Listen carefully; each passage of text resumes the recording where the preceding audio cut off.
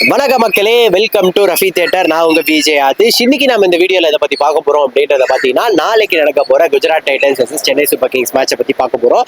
So இதுல வந்து ஒரு சில விஷயங்கள் வந்து டிஸ்கஸ் பண்ணிடலாம். சென்னை பத்தியும் சரி, குஜராத் பத்தியும் சரி டிஸ்கஸ் பண்ணுவோம். டாப் 1 டாப் 10ல இருக்க அந்த சென்னை சூப்பர் கிங்ஸ் ஓகே வாயில வர மாட்டேங்குது. ஓகே, பாட்டம்ல இருக்க சென்னை சூப்பர் கிங்ஸ்க்கும் மேட்ச் வந்து நடக்க போகுது நாளைக்கு. பட் இந்த மேட்ச்ல வந்து யாரு ஜெயிக்கிறதுக்கான வாய்ப்புகள் இருக்கு அப்படின்னா, ஆப்வியஸா சொல்லிடலாம் ஜிடி அப்படின்னு. எதனால அப்படின்னு பாத்தீங்கன்னா, நீங்க டீம் வைஸ் பாத்தீங்கன்னா ஜிடி வந்து ஆஹா ஓஹோன்ற மாதிரியான பெரிய டீம் கிடையாது. ஏன்னா இந்த சீசன் நீங்க பாத்தீங்க அப்படின்னா டாப் 3 நல்லா பேட்டிங் ஆடுறாங்க. அதுக்கப்புறம் பேட்டிங்ல வந்து ஒரு பயங்கரமான கொலாப்ஸ் வந்து இருக்கு. சாய் சுதர்ஷன், கில்லு, ஜாஸ் பட்லர் இவங்களை யாரா ஒருத்தர் கடைசி வரை நின்று ஆடிடுறாங்க. இன்கேஸ் அவங்க விக்கெட்ஸ் ஏர்லியரா விழுந்துச்சுன்னு வச்சுக்கோங்க, ப்ரீவியஸ் மேட்ச் ஆடினாங்களே அந்த மாதிரி சொல்றேன், அந்த மாதிரி உங்களுக்கு ஈஸியா டக்குன்னு விக்கெட்ஸ் விழுந்துச்சுன்னா அவ்வளவுதான் காலி.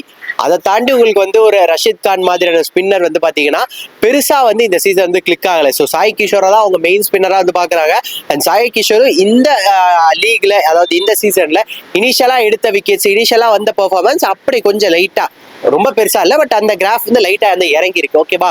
ஸோ ஸ்பின்ல வந்து கொஞ்சம் லைட்டா வந்து ஸ்ட்ரகிள் இருக்கும். அண்ட் பேசர் அப்படின்னு நீங்க பார்த்தாலும் உங்களுக்கு வந்து ரொம்ப சூப்பரா பண்றது வந்து பிரசித் கிருஷ்ணா. ஸோ அங்கேயும் வந்து பாத்தீங்க அப்படின்னா உங்களுக்கு அந்த ஒரு சில விஷயங்கள் வந்து வீக்கா தான் இருக்கு. ரொம்ப ஸ்ட்ராங்கான டீம் அப்படின்னு சொல்ல முடியாது, ஒரு சில வீக்னஸ் இருக்கக்கூடிய ஒரு டீம் தான். பட் எம்எஸ் தோனியை பொறுத்தவரையும் அந்த மாதிரியான வீக்னஸை வந்து பாத்தீங்கன்னா டக்குன்னு வந்து என்னன்றதை பார்த்துட்டு அதுக்கேற்ற மாதிரி ஒரு டீம் வந்து செட் பண்ணிடுவாரு. ஆல்ரெடி சிஎஸ்கே ஒரு நல்ல வின்னிங் ஃபார்ம்ல தான் இருக்காங்கன்னு வச்சுக்கோங்களேன். ரீசெண்டா நடந்த மேட்ச் தோத்துட்டாங்களேடா, வின்னிங் ஃபார்ம் அப்படின்னு சொல்றீங்க அப்படின்னு கேட்பீங்க. பட் ஓகே ஃபைன், நீங்க இனிஷியலா இந்த சீசன்ல இருந்த ஆரம்பத்திலயோ இப்பயோ நீங்க பாத்தீங்கன்னா நிறைய விஷயங்கள் வந்து சிஎஸ்கேக்கு வந்து மாறி இருக்கு, நிறைய விஷயங்கள் சிஎஸ்கே மாத்திருக்காங்க.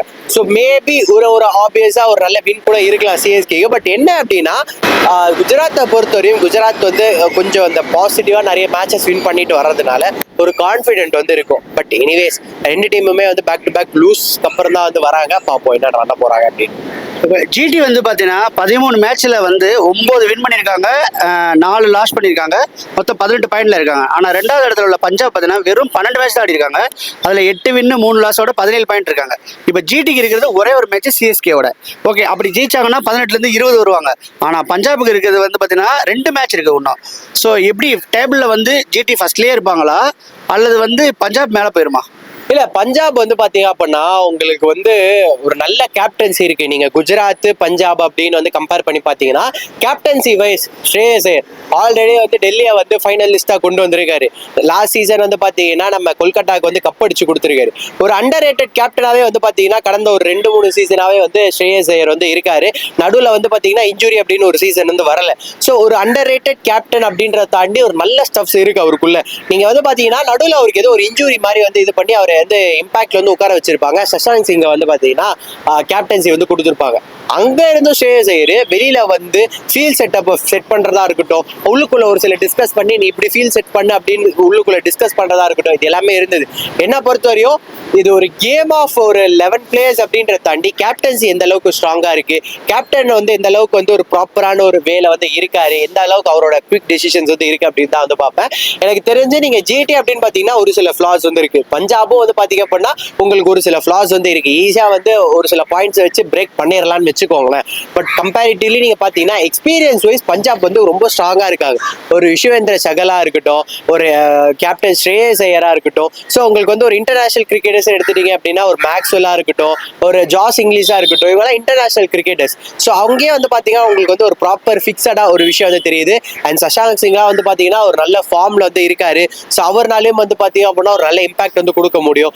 பட் நீங்க ஜிடி அப்படின்னு பாத்தீங்க அப்படின்னா டாப் 3 தான். டாப் 3 தவிர பாட்டம் 3 பாட்டம்ல இருக்க அந்த ஒரு மிடில் ஆர்டர்ல இருக்கவங்களாம் பெருசா வந்து பெர்ஃபார்ம் பண்ண மாட்டாங்க. மேபி மேஜிக்கலி ஒரு 2 பேர் 3 பேர் வந்து நல்லா பண்றாங்கன்னு வச்சுக்கோங்களேன். ஒவ்வொரு மேட்சஸ்ல 3 பேருமே ஒன்னா இல்ல, 3 பேருமே ஒவ்வொரு மேட்சஸ்ல ஏதோ ஒரு இனிஷியலா பண்ணி கொடுக்குறாங்கன்னு வச்சுக்கோங்களேன். ஆனா நீங்க பஞ்சாபை பாத்தீங்கன்னா டாப் 3ல நல்லா பண்றாங்க. மிடில் ஆர்டர்ல யாரா கிளிக் ஆச்சுன்னா நல்லா மேட்ச் எடுத்துட்டு போவாங்க. பாட்டம்ல பாத்தீங்கன்னா உங்களுக்கு சஷாங்க் சிங் இருக்காரு. ஸோ மேட்ச் வந்து ஈஸியா வந்து போகும். நல்ல ஒரு எக்ஸ்பீரியன்ஸ் ஒரு டீமா வந்து தெரியுறாங்க. ஸோ டாப்ல வந்து பஞ்சாப் மெயின்டைன் பண்ண வாய்ப்புகள் அதிகமா இருக்கு. ஆமா, நீங்க சொல்ற மாதிரியே வச்சுக்கலாம். பஞ்சாப்க்கு டிசிக்கு வந்து அடுத்த மேட்ச், அதுக்கு அடுத்த மேட்ச் பார்த்தீங்கன்னா பஞ்சாப்க்கும் எம்ஐக்கும் ஸோ எம்ஐ பார்த்தீங்கன்னா ஆல்ரெடி வந்து பார்த்தீங்கன்னா 4th பிளேஸ்ல இருக்காங்க, குவாலிஃபை ஆயிட்டாங்க. இது மும்பைக்கு பார்த்தீங்கன்னா ஒரே ஒரு மேட்ச் தான் இருக்குது. அந்த மேட்சை மட்டும் ஜெயிச்சாங்கன்னா அவங்க வந்து 2nd பிளேஸ் போய் 1st பிளேஸ்ல இருக்க பஞ்சாப் மும்பையை பொறுத்தவரையும் என்ன பிரச்சனை அப்படின்னு பாத்தீங்கன்னா, நல்ல டீம், நல்ல கேப்டன்சி. நீங்க வந்து எந்த அளவுக்கு வந்து இங்க வந்து அந்த ஒரு டாப் 4 வந்து இதுவா இருக்காங்க அப்படின்னு பாத்தீங்கன்னா, உங்களுக்கு வந்து சுக்மன் கில் புது கேப்டன், ஸ்ரேயஸ் ஐயர் ஒரு அண்டர் ரேட்டட் கேப்டன். எஸ், நல்ல கேப்டன்சி பண்றாரு, பட் இன்னுமே வந்து கொஞ்சம் அண்டர் ரேட்டடா இருக்கா மாதிரி ஒரு ஃபீல் இருக்கு. ரஜத் பட்டிதார் புது கேப்டன். ஸோ டீம் வைஸ் அப்படின்னு பாத்தீங்கன்னா குஜராத் டைட்டன்ஸ் வந்து கொஞ்சம் லைட்டா வந்து கொஞ்சம் கம்பேரிட்டிவ்லி இந்த 4 டீம்ஸ் வந்து பார்க்கும்போது கொஞ்சம் லைட்டா வந்து வீக்கா இருக்க மாதிரி வந்து எனக்கு தெரியுது. நீங்க என்னதான் ஸ்ட்ராங் அப்படின்னு சொன்னாலும் எனக்கு ஏதோ அந்த ஒரு ஃபீல் வந்து இருக்கு. ரெண்டாவது வந்து பாத்தீங்க அப்படின்னா நீங்க ஒரு பெங்களூர் வந்து சொல்லலாம். பெங்களூரை பொறுத்தவரையும் நல்ல ஒரு ஸ்ட்ராங்கான டீம் இருந்தாலும் இப்போ ப்ரீவியஸ் மேட்ச், நேற்று மேட்ச் வந்து பாருங்க, மயங்க் அகர்வால் வந்து ஆடுறாரு, திணறாரு. அதுக்கப்புறம் வந்து ஒரு டிம் டேவிட் வந்து டக்குன்னு வந்து ஒரு விக்கெட்டை கொடுத்துட்டு போறாரு. உங்களுக்கு வந்து ஒரு சில டாப் மிஸ்ஸஸ் எல்லாம் வந்து இருக்கு. லிவிங்ஸ்டன் வந்து கிடையாது, ஒரு ஜேக்கப் பத்தல் வந்து கிடையாது அப்படின்னும் போது எஸ் அங்க வந்து ஒரு ஸ்ட்ரகிள் வந்து இருக்கு. எனக்கு தெரிஞ்சு பில்சால்ட்டும் போயிட்டார் அப்படின்னா காலி டீம். பட் இருந்தாலும் வந்து ஒரு அளவுக்கு ஓகேவான டீம் அப்படின்னு சொல்லுவோம். ஒரு 75% ஓகேவான டீம் சொல்லுவோம். பட் அந்த 25% வந்து அவங்க ஃபிக்ஸ் பண்ணணும். ஏன்னா ஒரு ஜாஸ் ஹேசல்வுட் எல்லாம் வந்து திடீர்னு மிஸ் ஆயிட்டாரு அப்படின்னா கொஞ்சம் வீக்கா வந்திருக்கு. பட் நீங்க ஒரு பஞ்சாப் வந்து பாருங்களேன், நல்ல ஸ்ட்ராங்கா இருக்கு, ஒரு பெர்ஃபெக்டான ரீப்ளேஸ்மெண்ட்ஸ் வந்து இருக்கு, பேக்கப் வந்து ஒரு ஸ்ட்ராங்கா வந்து வச்சிருக்காங்க. ஸோ இந்த மாதிரி வந்து ஒரு நல்ல லைன் அப்பா வந்து தெரியுது. மும்பைலயும் வந்து பாத்தீங்கன்னா இப்போ நிறைய ரீப்ளேஸ்மெண்ட்ஸ் வந்து பாக்குறோம். ஏன்னா நிறைய பேர் வந்து போறாங்க. உங்களுக்கு வந்து ஒரு ஜானி பேரிஸ்டர் வந்து உள்ள வராரு அப்படின்னு போது டீமோட டக்குன்னு வந்தோடனே அது வந்து ஒரு வைப் வந்து செட் ஆகாது. ரிச்சர்ட் கிளீசன் வந்து உள்ள வராரு, டக்குன்னு எல்லாமே வந்து மாறாது, கொஞ்சம் டைம் எடுக்கும். பட் நீங்க பஞ்சாப் வந்து பார்க்கும்போது பெருசா உங்களுக்கு வந்து அந்த ஒரு ரீப்ளேஸ்மெண்ட்ஸும் சரி, அந்த ஒரு பேக்கப்ல இருக்கவங்களும் சரி, டக்குன்னு டீமுக்குள்ள வர நிலைமைகள் வந்து கிடையாது. ஸோ பஞ்சாபுக்கு வந்து ஒரு அப்பர் ஹேண்ட் வந்து இருக்கு. ஆர்சிபிக்கு பார்த்தீங்கன்னா அடுத்த மேட்ச் எல்எஸ்ஜி அவங்க எடுத்தாங்கன்னா, அந்த மேட்ச் எடுத்தாங்கன்னா 19 பாயிண்ட் போய் 2வது பிளேஸ் வரதுக்கு வாய்ப்பு இல்ல. முக்கியமான விஷயம் என்ன அப்படின்னு பாத்தீங்கன்னா, இந்த சீசன் ரொம்ப அடிவான ஒரு பிளேயர், ஒரு கேப்டன் அப்படின்னா அது ரிஷப் பண்ட். ஏன்னா நீங்க சிஎஸ்கே அப்படி இப்படின்னு சொன்னீங்க அப்படின்னாலுமே எம்எஸ் தோனி, ஆமா நீங்க வந்து அவர் நிறைய கிரிட்டிசைஸ் பண்ணலாம். பட் நீங்க வந்து எம்எஸ் தோனியை ஒரு ப்ராப்பரா இந்த சீசன் எடுத்துட்டு போனாரான்ற கேள்விகள் வந்து நீங்க கேட்க முடியாது. ஏன்னா டீமே வீக்கா தான் இருந்திருந்தது. ஒரு ருத்ராஜ் கெய்க்வாட் மாதிரியான பிளேயர் வந்து உங்களுக்கு டாப்ல வந்து கிடையாது. டாப் 3ல கன்ஃபியூஷன் சொல்லிட்டு டீமுக்குள்ள நம்ம நிறைய விஷயங்கள் வந்து தப்பா சொல்லலாம். கேப்டன்சி வைஸ் நம்ம எதுவும் சொல்ல முடியாது. பட் நீங்க ஒரு லக்னோ அப்படின்னு பாத்தீங்கன்னா பிளேயர்ஸ் எல்லாம் கொஞ்சம் புதுசா இருந்தாலும் ஓரளவுக்கு நல்ல டீம் தான், நல்லா தான் அடிச்சாங்க. நீங்க ஒரு மிச்சல் மார்ஷ் வந்து சொல்லுங்க, நல்லா பிளே பண்ணாரு. ஒரு எய்டன் மார்க்கர் மினிஷலா திணறனாலும் சூப்பரா வந்து ஒரு காட்டிட்டு போனாரு.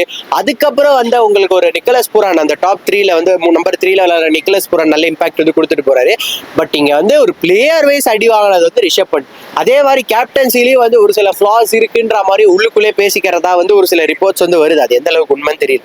அப்படி பார்த்தா நீங்க ஒரு பிளேயர் வைஸாவும் சரி, ஒரு கேப்டன் வைஸாவும் சரி, நல்ல அடி வாங்கினது ரிஷப் பண்ட். ஸோ ரிஷப் பண்ட் வந்து ஒரு கம்பேக் வந்து கொடுத்து ஒரு நல்ல ஒரு இன்னிங்ஸ் வந்து அடுத்த மேட்ச் ஆட்டாரு வச்சுக்கோங்களேன். அடுத்த மேட்ச் ஆர்சிபிக்கு இன்னொரு அடி வந்து இருந்து ஒரு டாப் 2ல இருக்கிறதுன்னு வந்து டாப் 3ல வந்து வாரத்துக்கான வாய்ப்புகள் இருக்கு.